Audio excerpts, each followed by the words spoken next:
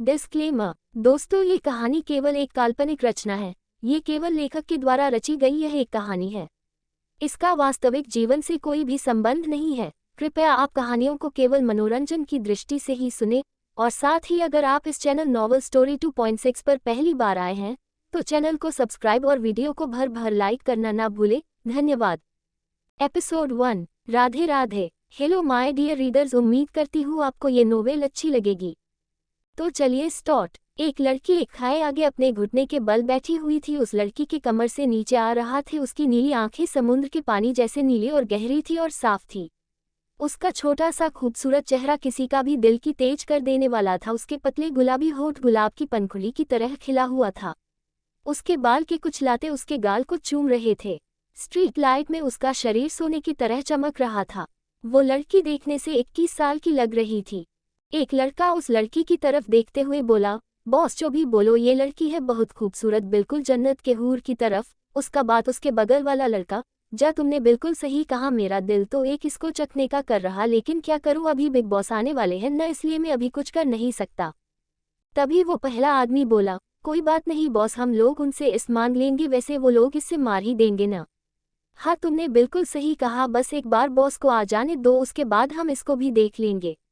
वो लोग अभी बात कर ही कि तभी उनसे थोड़ी दूर पे एक रेड स्पोर्ट कार आके रुकी। अब तक उस लड़की ने अपना सर नीचे किया, अपने सामने खड़े आदमियों की बातें सुन रही थी, लेकिन अब जब उसने गाड़ी की आवाज़ सुनी तो उसने अपना सर ऊपर करके अपने सामने वाले इंसान के देखते ही वो बहुत ही ज़्यादा हैरान हो गई, क्योंकि उसके सामने उसकी परिवार की गोद ली हुई बेटी खड़ी थी, जिसे उसने अपनी की तरह प्यार किया था। तभी सामने खड़ी लड़की ने अपने चेहरे को मासूम बनाते हुए बोली, नित्या आप कैसी है, क्या आपको ज़्यादा दर्द हो रहा है, क्या मैं डॉक्टर को बुला दूं? फिर थोड़ा रुक के बोली, वेट में भला डॉक्टर को क्यों बुलाऊं, मुझे तो आपको मरना है ना। तभी नित्या बोली, स्नेहा आखिर तुमने ऐसा क्यों किया, मैंने तुम्हें अपनी सगी बहन माना था ना, फिर क्यों, क्या गलती थी मेरी? उसकी बात सुन उसके सामने खड़ी स्नेहा गुस्से से बोली, क्या गलती थी, हाँ क्या गलती थी तेरी, तो सुन, तेरी पहली गलती ये को बचपन में जब तुझे किसी ने किडनैप किया था तो वहीं रहती या मर जाती, क्या जरूरत थी सिंघानिया परिवार में वापस आने की। तेरी दूसरी गलती ये है कि तूने मेरे माँ और पापा को के साथ साथ मेरे भाइयों का प्यार और अटेंशन बांटने की कोशिश की थी, और जब तूने गलती की है तो सजा भी मिलेगी, इसलिए अब तक तेरे साथ जो कुछ भी हुआ है वो सब मैंने किया है। उसकी बात सुन नित्य हैरान थी, क्योंकि अब तक जो कुछ भी हुआ था उसके पीछे स्नेहा का हाथ था। वो अब गुस्से और नफरत के मिले जुले भाव के साथ बोली, ये तुम क्या बोल रही हो, मेरे माँ और पापा ने तुम्हें गोद लिया था, मेरी जगह तुमने ली थी, और अगर मैं वापस भी आई तो मैंने मेरी जगह थी, पिछले 18 साल से तुमने मेरी लाइफ जी है, फिर भी तुम मुझे से ये कहने की हिम्मत कर रही हो, वो मैं ही जिसने गोद ली हुई बेटी को वापस आने के बाद भी सिंघनिया पैलेस में रहने दिया, तुम्हें अपनी बहन के जैसा माना था, मैंने तुम पे तरस खाए था। चटाक। नित्य अभी आगे कुछ बोलती उससे पहले ही स्नेहा ने उसके गाल पे थप्पड़ मार दिया था। अब तक चुपचाप बात सुन रही नित्य को भी बहुत गुस्सा आता है। उसकी आंखें गुस्से से लाल हो गई थी। उसने बिना किसी की परवाह किए उसका गला पकड़ लेती है और दबाने लगती है। सभी लोग हैरान थे कि आखिर ऐसा भी क्या हुआ को जो लड़की अभी तक रो रही थी वो अचानक से इतनी खतरनाक बन जाएगी। वो लोग चाह कर भी स्नेहा को नित्य की पकड़ से छुड़वा नहीं पा रहे थे। तभी अचानक से कहीं से एक गोली आके नित्य के बाह पे लग गई। जब उसने उस तरफ देखा तो वहां एक लड़का अपने होती पे डेविल स्माइल और हाथों में गन लिए खड़ा था। उसे देख नित्य शौक हो जाती है। वो उसकी तरफ देखते हुए बोली, यश तुम भी इसके साथ मिले हुए हो? उसकी बात सुन यश बोला, जा तो मुझे तो स्नेहा के साथ मिलना ही था, आखिर वो मेरी बचपन की दोस्त है और तुम्हारी वजह से बेघर होने वाली थी, इसलिए मैंने उसका साथ दिया, समझी तुम?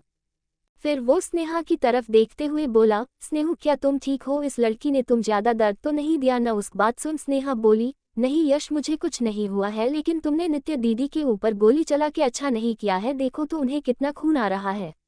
उसकी बात सुन यश बोला, जाने दो, वैसे भी उसे मरना है क्योंकि इसने तुमसे तुम्हारा हक है छीन की कोशिश की है, इसने तुमसे तुम्हारे परिवार को छीन है, ये बस एक गोद ली हुई बेटी है और इसकी इतनी औकात की ये तुम्हें बुली करे, इससे अच्छा तो इसे मार जाना चाहिए। उसके बाद वो एक बार फिर से गुण उसके सर पे लगा देता है। वो अभी ट्रिगर प्रेस करता उसे पहले ही उन गुंडों का लीडर बोला, बिग बॉस अगर आप बुरा ना माने तो आज रात हम इस लड़की के साथ मजे करना चाहते हैं, वैसे इसके जैसे खूबसूरती कहीं नहीं मिलती है। उसकी बात पे यश अपना सर हमें हिला देता है। उसके बाद वो गुंडे धीरे कदमों से नित्य के पास जाने लगे। अभी एक तो वही स्नेहा और यश कार की तरफ जा रहे, अचानक ही उन दोनों के कान में एक बाद एक गन की आवाज आती है। वो दोनों जब अपने सर को पीछे की तरफ करके देखते हैं जहाँ पे इस वक्त नित्य अपने हाथ में गन लिए खड़ी थी, तो वही उसके सामने गुंडे की लाश पड़ी हुई थी। क्योंकि नित्य ने एक आदम की कमर से गन निकल उन सभी को शूट कर दिया था और अब उसके गन का निशाना स्नेहा की तरफ था। नित्य अभी ट्रिगर प्रेस करती उसे पहले ही एक गोली आके सीधा नित्य के चेस्ट पे लगी थी। उसने देख उसको गोली मरने वाला कोई और बल्कि यश है, लेकिन फिर भी नित्य नहीं रुकी और उसने इस बार ट्रिगर प्रेस कर दिया, लेकिन गोली स्नेहा को लगती उसे पहले ही यश ने उसको अपनी तरफ खींच लिया और गोली बस स्नेहा के हाथ को छू के निकल गई कि तभी एक और बुल शॉट की आवाज आए। इस बार गन यश ने फिर से नित्य के ऊपर चलाई थी जो कि उसके पेट पे लगा था। इस वजह से नित्य लड़खड़ा के खाई से नीचे गिर गई। वो ऊपर आसमान की तरफ देखते हुए बोली, क्यों भगवान, अगर किसी के साथ अच्छे होने की ये सजा होती है तब तो अब मैं किसी के लिए कभी भी अच्छी नहीं बनूंगी। लेकिन मेरी एक बात याद, आज मेरे साथ को कुछ भी हुआ उसको मैं भूलूंगी नहीं। अपनी मौत का बदला तो मैं लेकर रहूंगी, चाहे इस जन्म में या उस जन्म में। इसी के साथ उसकी आंखें बंद हो जाती है। एक घर के आलीशान कमरे में एक लड़की वाइट चादर से लिपटी हुई थी। उसके हाथ बेडशीट लेकर से हुए थे, उसके माथे से पसीने की बूंदी चमक रही थी।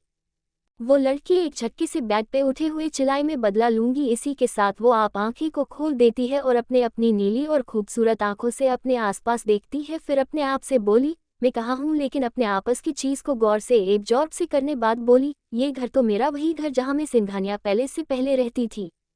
इसका मतलब मैं तक जो देख रही थी वो सपना था, लेकिन वो सपना कैसे हो सकता है। मैंने उस दर्द को फील किया, दर्द से उसको याद आता कैसे यश ने उसको गोली मारी थी। या चीज़ याद आते ही वो अपनी बॉडी को चेक करने लगती, लेकिन उसकी बॉडी अभी भी साफ और गोरी थी। उसके बाद वो अपने आसपास अपने मोबाइल को ढूंढने लगती है। तभी उसको अपना बेड के साइड पिलो के पास दिखाई देता। वो बिना वक्त गवाए अपने फ़ोन में डेट चेक करती है, जिसे देख वो हैरान थी।